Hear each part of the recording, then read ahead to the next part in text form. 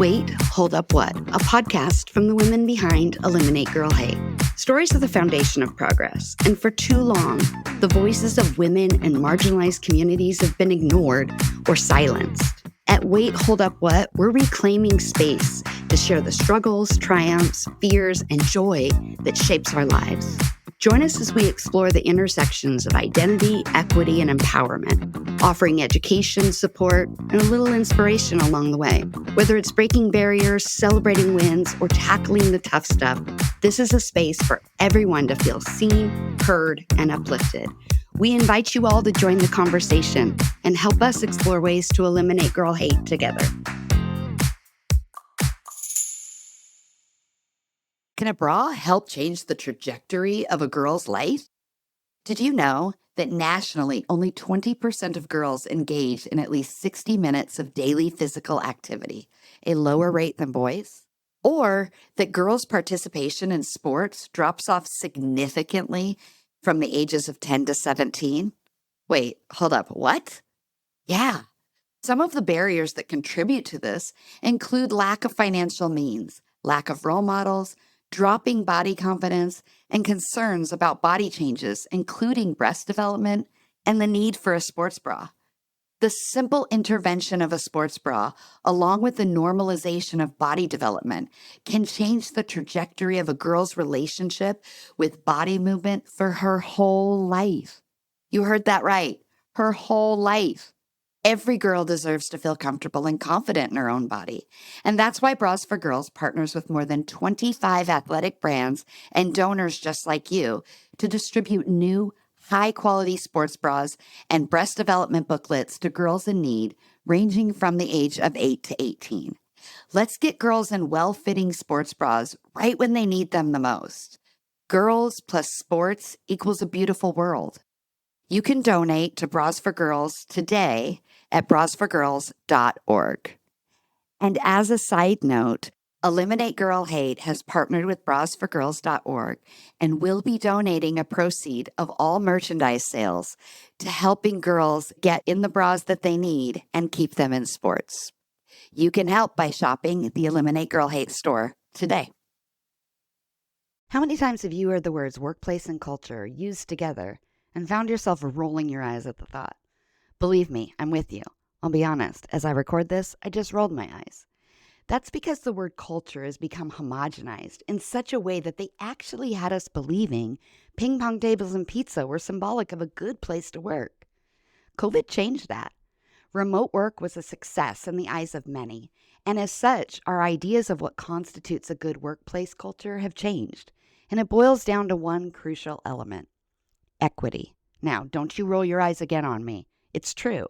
The expectation of employees is that they have a work environment and culture that works for them, regardless of who they are. No more cookie cutter swag and Pizza Hut deliveries, mandatory after hours, happy hours, and all of the other things they do to make us feel like we're a family. This is especially true for women. Remote work gave many more hours in the day, the flexibility to feel more productive and present, and a choice in how and what style of work is best for who they are and what they do. This is at the core of what equity means, because the old way was made for one group of people. And this is where Eliminate Girl Hate comes in. We help create safe and equitable spaces for girls and women, and we help the companies that employ them be more profitable in the process. Not rolling your eyes anymore, are you? Check us out at eliminategirlhate.com. Use code WAITHOLDUPWHAT in your contact form for a free consultation call and see how we can help you and your business. Hey y'all, welcome to Wait, Hold Up What? I am your host, Dawn. And on today's episode, we are going to talk about goals. I know, I get it. Some people get a little eye-rolly or, when they think about goal setting. And sure, I get it. I get it all. But I want to talk about it because I do think it is this important element that we ignore, and then we get upset because things aren't happening the way we wanted to or the way we had hoped. And I personally really believe in goal setting. It's a big part of my life. And I think I do it slightly different than other people, but I do it with this knowledge or backed by research. And so here's what I will say first. If you are doubtful or you're about to say, skip, I'm going to go to the next episode, please wait. Okay. The first thing is goal setting and resolutions, two different things. And if you're like me and many other people, if you did set a resolution on or December 31st or January 1st, whatever, you likely have already put it to the wayside or forgotten about it or slipped up a time or two, which is fine. You got to rebound. We'll talk about that. But there is a difference between goal setting and resolutions. Like I said, nobody should be making resolutions or goals over martinis and midnight kisses. Go party, have fun, say goodbye to the old year and say hello to the new year. Goal setting is a process that takes planning and consideration. And when done correctly, it actually can provide intensely productive results and help you get to the next step of whatever it is that you're looking for. And research backs this up. There are studies that show that people who write down their goals are 42% more likely to achieve them. And people that then report their progress or have some form of accountability to it see as much as a 40% increase in their success rate. So these are great stats, but it also shows like in work environments, 90% of people have better performance when their goals are challenging and demanding. There's increased employee satisfaction. People feel more proud and more motivated with accountability. Maybe you're a little intrigued now. And so this is what I want to talk about. And I'm so excited to talk about it with you. You ready? Okay, here we go. It's 2013. Picture it. Much younger, much more flowy hair, much thinner, and living my best life, right? For me, New Year's has always been this holiday that I haven't loved all that much. And so I try to go somewhere if I can financially and am able to.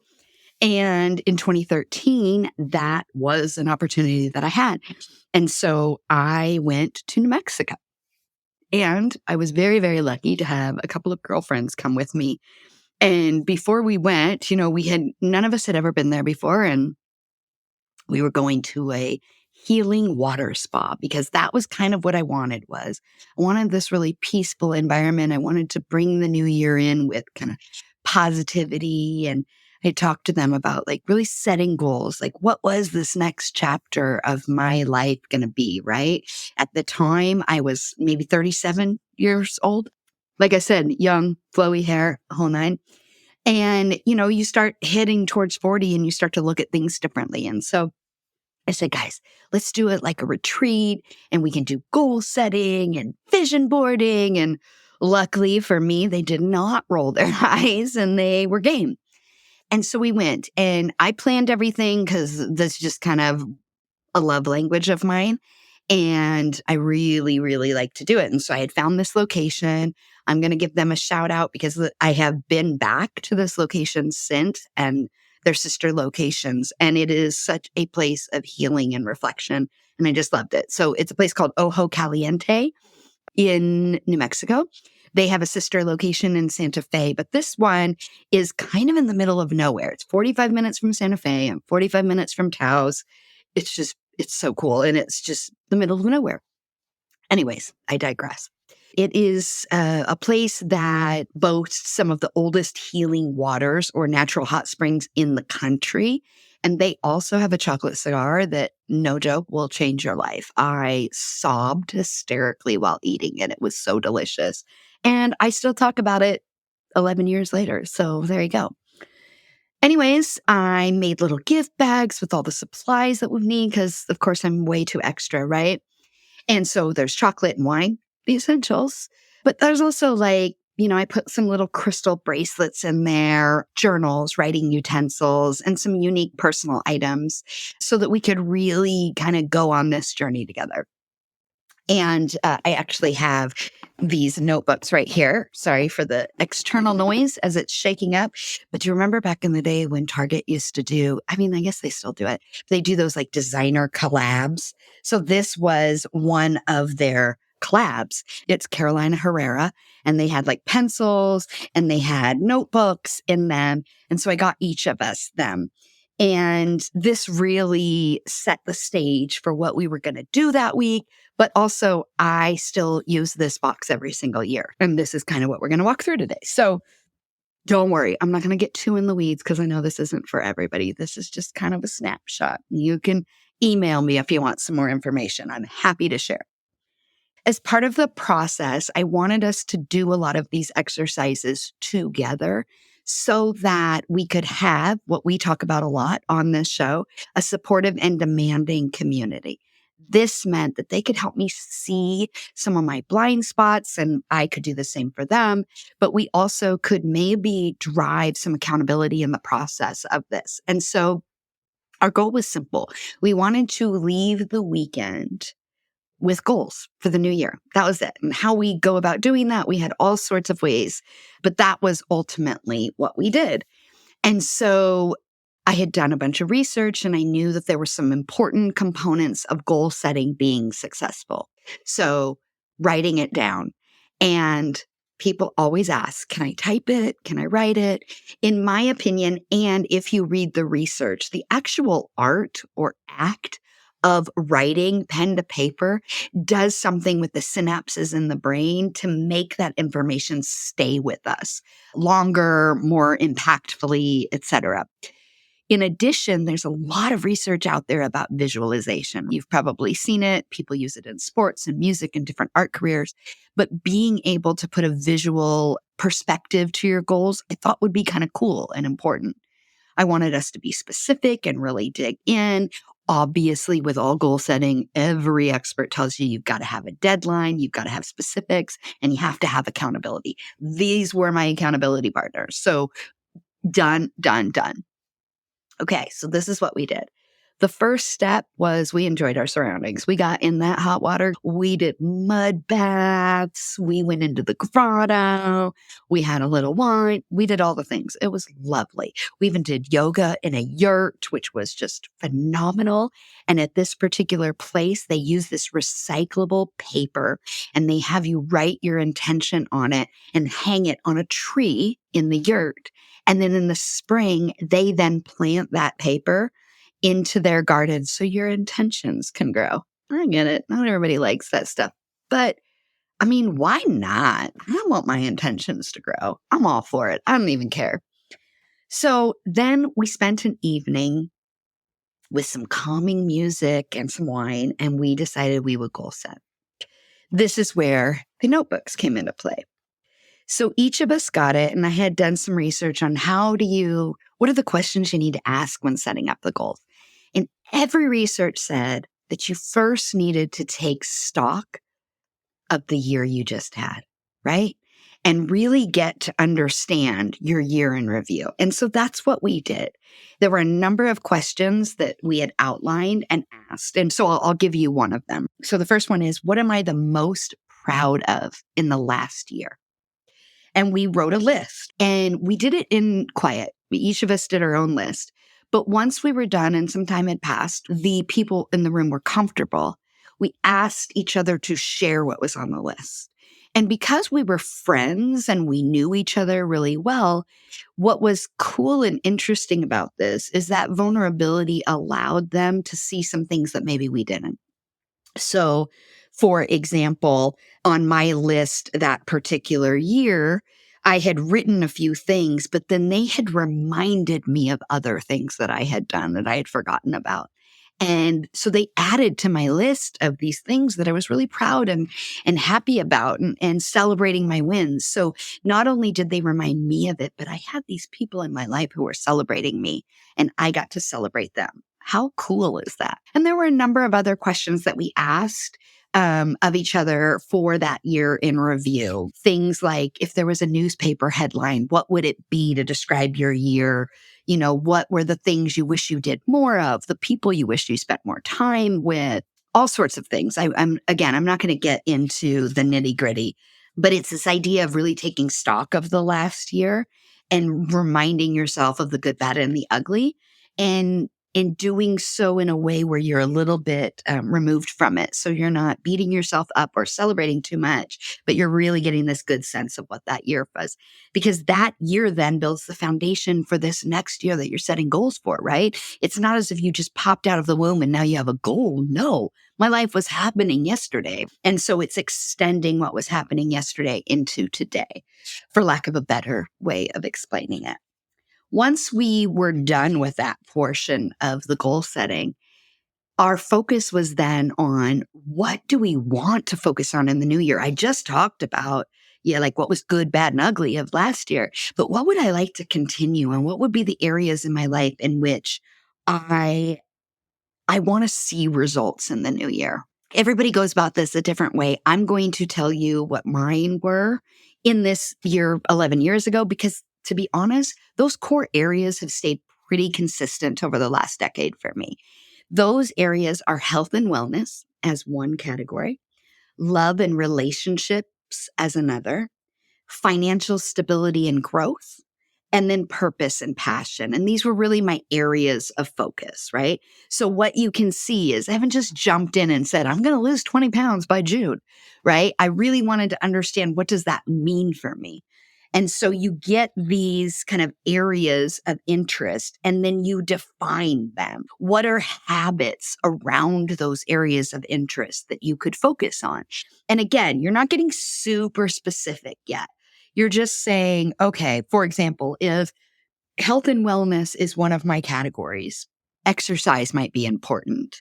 My diet might be important. Vitamins might be important. Stretching, things like of that nature, right? But I'm not actually putting an assignment to it yet. I'm just kind of saying, here are some of those habits that I could adopt in my life that might help once I decide what my goals are, help me to reach them in a more productive way and a quicker way.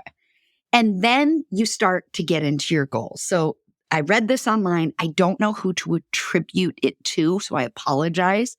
But in each of those core areas of intention, that I had, the idea was to set a goal, 1 to 3 for each area.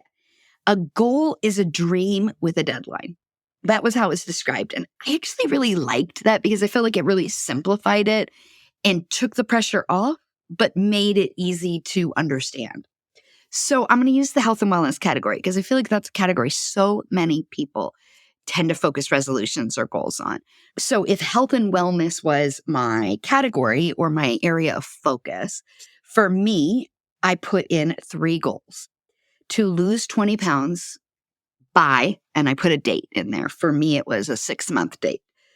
To be able to run a 5K without walking within 6 months, and to get a mental health therapist. Okay, and I had a date attached. Those were kind of my 3 goals in that category. So once you establish those, it's defining what you really want. So if we talk about weight loss, for example, I cannot control how many pounds I lose, but I can control what I put in my mouth. And that is where so many people miss the boat because they focus so much on the result and not the actions that you take. And that was really where we wanted to put our focus. So you want to kind of like quantify those outcomes with specifics. So for me, the specifics I put towards making those 3 goals in the health and wellness is to walk a minimum of 30 minutes a day, to cook at least 3 times a week when I was not traveling, to gratitude journal or meditation journal daily, to take classes at the gym, learn something new, a dance class, a yoga class, whatever. One of the things I put in is if I was watching TV, I was not allowed to skip commercials, our little DVRs. I had to move during that time. So if there's a commercial, okay, let's do some sit-ups, right? I can easily do that and still be a couch potato. And then keeping track of my water intake, that was something. It was also something I learned that tracking was harder for me, which was a lesson from it, which is great. So once you kind of understand those, you move on to get leverage. So it's, what is that compelling reason or emotional reason? Why? What massive reason can I find for those goals? So losing weight, for example. Some people, it's a vanity thing. No judgment, by the way. Like, I get it. We all grew up in this society, so I get it. But for me, as I look at this list, the losing 20 pounds for me was about reducing my bouts of depression and feeling better in my mind, body, and spirit. And to be a better example to my parents of why health is key, right? As my parents were aging, I can see that I didn't feel like they were taking care of themselves. And I can't convince them to do that if I'm not doing the same thing. Running the 5K, for me, it was about solidifying my strength and connection between my mind and body. And I never believed I could run even a mile. So it was also this kind of mind thing for me that I could do impossible things. And then the therapist probably seems pretty obvious. I didn't want to be depressed as much, right? I wanted to be able to understand where my depression came from, and I wanted to be more productive. And oftentimes these bouts of depression kept me from being productive and from doing the things that I wanted to do. And so that becomes really important for what it is that you're doing. All of these things give you the reason behind it. They give you the action for it. And then again, the deadlines for it. So these are rough, quick examples because we don't have all day. If we were going through this process one-on-one or in a coaching session, we might really dig into it and walk through it. But I just wanted to give you some examples. So once you do all of this, you've got your reason, you've got your action, you've got your accountability, you've got your habits. For me, it became important to figure out, how do I make a visual representation of this? Because I'm not going to look at this notebook every single day. Ugh, how depressing, right? But I can create something that I could look at it every day that would be a reminder. And so for me and for what we did, that was vision boarding. Don't roll your eyes again. I promise it's not as bad as you think. And I'm actually going to show you an example of what we did. Okay. So still with me, still staying on here. Yes. Okay. All right. So people do vision boards all sorts of ways. And you know the basic construct of it. You get a bunch of pictures, you get a bunch of magazines, and you cut out things and you glue them onto a piece of paper. Now, I'm going to remind everybody that I am super extra. And so I had to look behind me to see if I could find the additional ones because I do this a lot. But I found the one from 2013. And so I thought I would show you that one. Now, when I say I'm extra, it's because I was like, okay, I don't want some poster board hanging in my house. Ugh. No judgment to poster board, but apparently I was very bougie at 37. So what I did instead was went to Home Depot, got some wood, and figured out how could I hang this in my house in a way that wasn't embarrassing. So I did one for each category that I was focused on. I'm just going to show you the health and wellness because that's the one we've been talking about. But I will share pictures of all of these on social media so you can see them, or our website. I don't know, we'll figure out. It's kind of big. So as I'm placing it here, for those of you watching, for those of you not watching, because this is a podcast, not a video cast, I will put the pictures up. I'm so sorry. But the idea was simple. I went and looked for things that might inspire me and be a reminder to me of why I was doing all of this. So on my vision board, there are quotes, there is imagery, there are people that inspire me. There's reminders of what healthy food is, right? Just seeing the visuals of colorful food, things that reminded me to think healthy, live healthy, feel healthy. You know, there's a quote on here that says, maybe the best way to slow down is to sleep a little more and pay a little bit more attention when you're awake. What a great quote. There was a quote that says, I want to be a beacon of light in darkness. I want to be a poster boy of possibility. Now, I wish it said girl, but whatever, it's fine. Or happiness isn't being cheerful all the time. It's being interested in things, finding out more about something, learning how to appreciate something better, incorporating something new that fits with what they already have. All of these types of things that meant something to me or spoke to me. I cut them out. I decoupaged them on a piece of wood. I took some rope, or I can't even remember at the time, but I put some holes in it and I hung it up on my walls. And every day for that year, I saw these in my life. The The health and wellness one was in my kitchen. The financial one in my office. The love and relationship one was in my bedroom. They were in the places in which those things might work. Anyways, that is what we did. And so we did these vision boards together, at least the start of them. I finished mine at home, but we did them together again over some wine, over some really delicious food.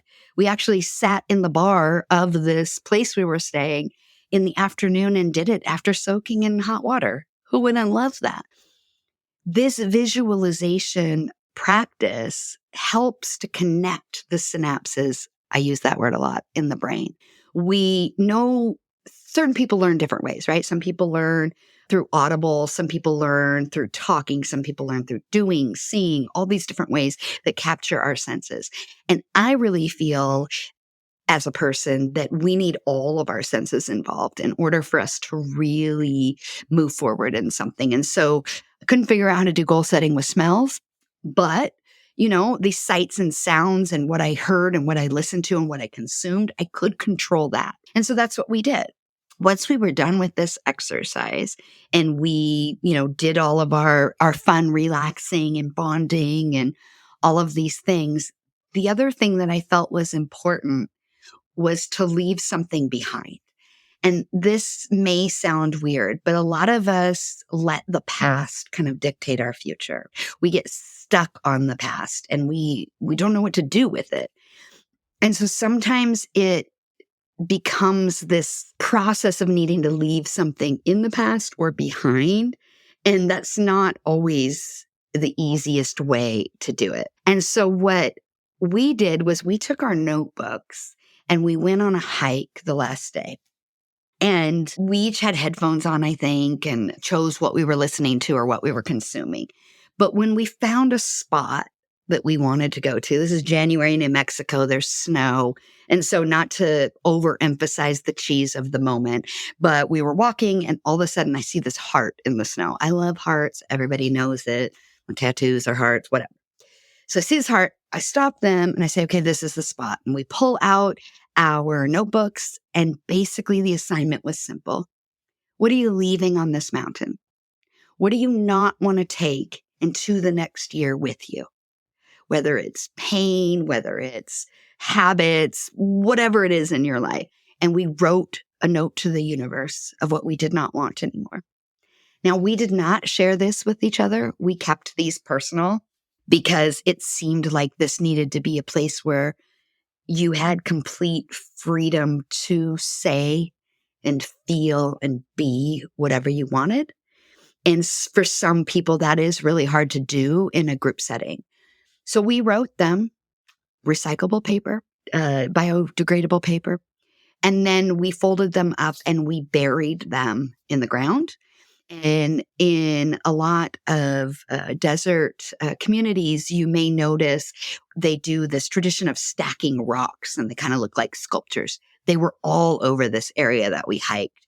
And so we did that. We stacked and made our own rock sculptures on top of what we were leaving in the mountain. We did a little prayer or meditation. You can call it whatever you want. And then we left it.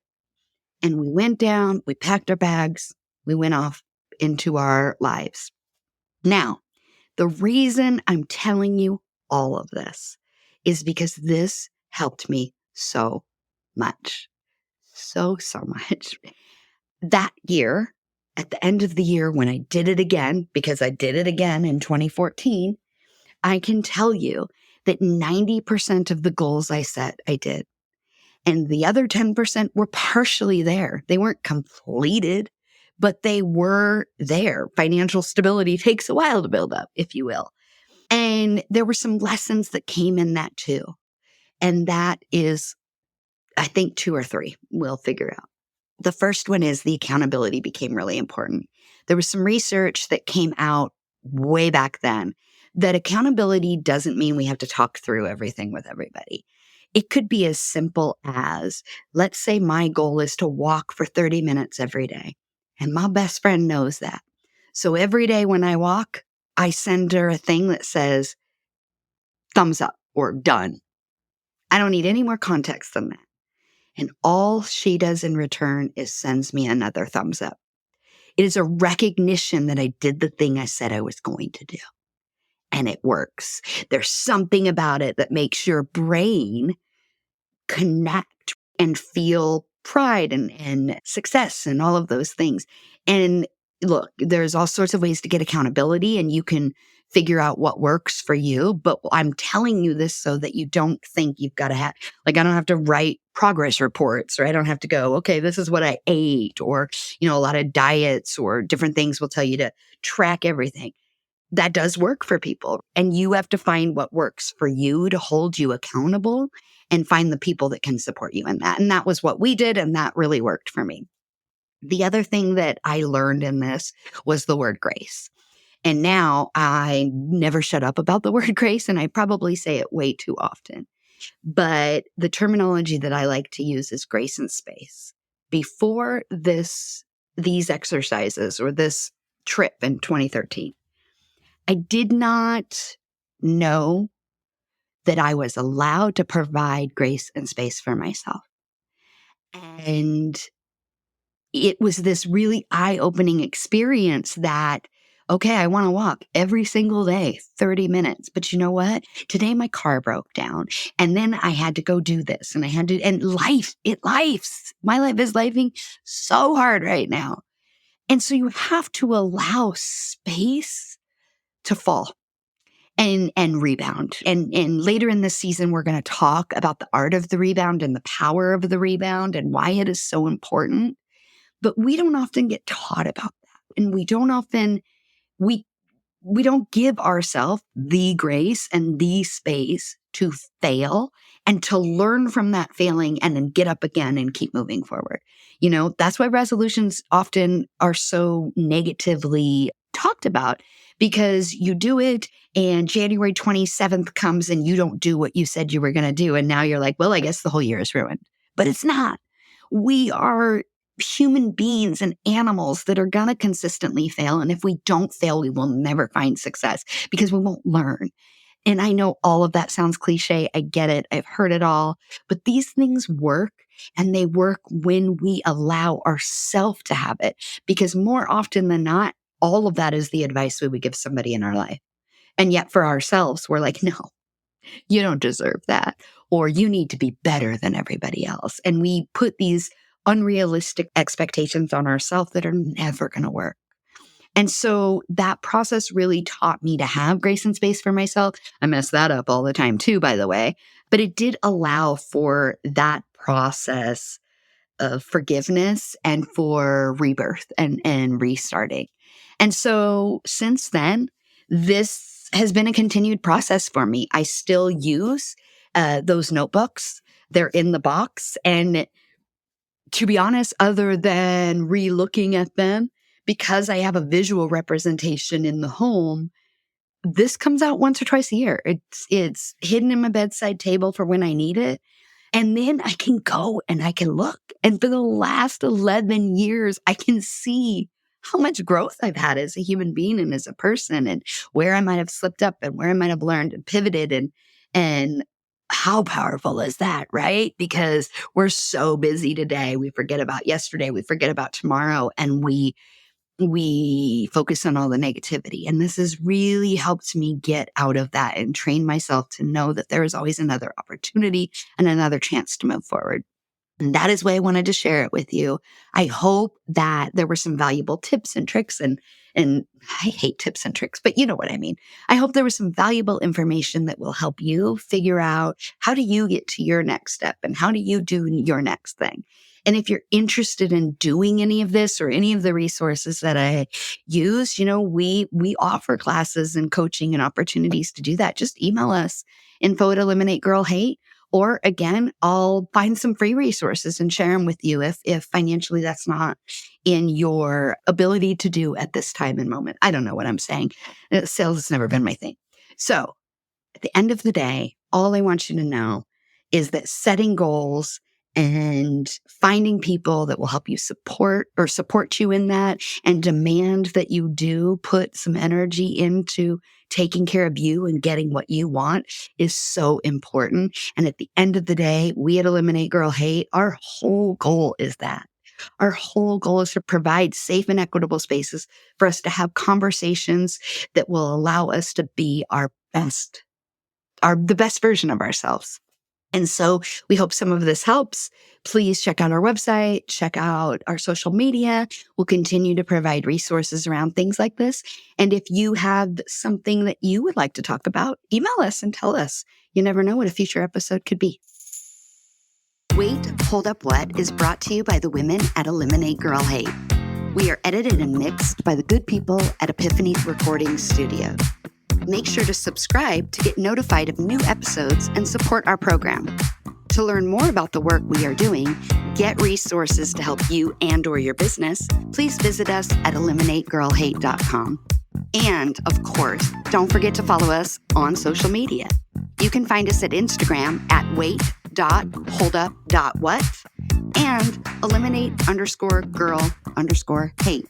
As always, your support means everything to us, and it is the way that we can continue to make positive and uplifting program that supports women and girls around the world. Thank you. Have you ever dreamed of writing a book? I know I have. Or maybe, also like me, you've started a manuscript. Maybe you've started 10 and you've just never finished it, or never let anybody else read it, or never thought you could publish it. Wherever you are in the process, Jim Woods would like to help. Jim's a writer just like you, but he's also a coach who loves helping writers bring their books into the world and make them a reality. If you are like me, sometimes you need that push, a supportive but demanding cohort along the way to put your stories out into the world and keep you on track. Jim Woods is that cohort. Visit jimwoodswrites.com and click the Let's Chat button. Mention our podcast for a free clarity call and get your story out into the world because we need it. We are sponsored by Epiphany Recording Studio. Creativity needs to flow freely if you want to reach that aha moment that we're all looking for. At Epiphany Recording Studio, their goal is to create space that takes full advantage of those moments. From podcast and video production to music creation, you get the support you need to create compelling stories with a competitive sound. Your ideas can flow freely because they partner with you free of judgment, ready to be vulnerable, do the work, and make your projects look and sound their best. So let Epiphany Recording Studio help you reach your artistic vision by visiting them today at epiphanyrecordingstudio.com. Tell them Dawn sent you.